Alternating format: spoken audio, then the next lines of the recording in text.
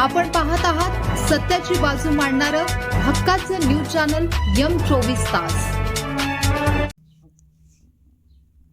बुरलीतील त्या धोकादायक शाळेकडे प्रशासनाचे दुर्लक्ष, पालकांमध्ये भीतीचे सावट। पलूस तालुक्यातील बुर्ली येथील जिल्हा परिषद शाळा क्रमांक 2 ची इमारत सध्या मृत्यूचा सापळा बनली आहे।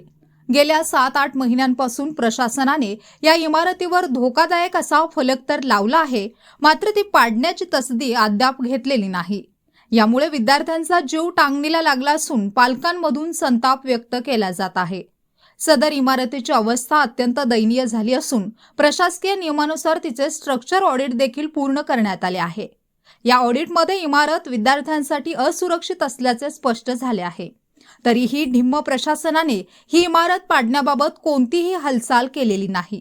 केवळ धोकादायक असे लिहून प्रशासन आपली जबाबदारी झटकत आहे का, असा सवाल ग्रामस्थांनी उपस्थित केला आहे। या शाळेत दररोज लहान मुले शिक्षणासाठी येतात। खेळाच्या मैदानात किंवा वर्गाच्या आसपास वावरताना ही जीर्ण इमारत कधीही कोसळून मोठी दुर्घटना घडू शकते।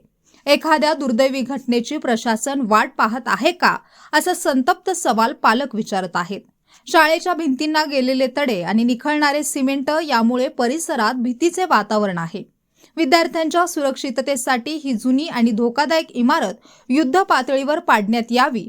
शिक्षण खंडित होऊ नये यासाठी पंचायत समितीने तात्काळ सुरक्षित पर्यायी वर्गखोल्यांची व्यवस्था करावी। जर कोणतीही जीवितहानी झाली तर त्याला जबाबदार असणाऱ्या अधिकाऱ्यांवर कठोर कारवाई व्हावी।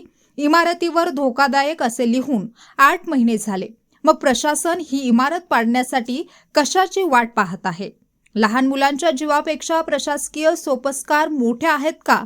तातडीने निर्णय न झाल्यास आम्हाला आंदोलनाचा पवित्रा घ्यावा लागेल, असे बुर्लीचे संतप्त पालकांमधून बोलले जात आहे।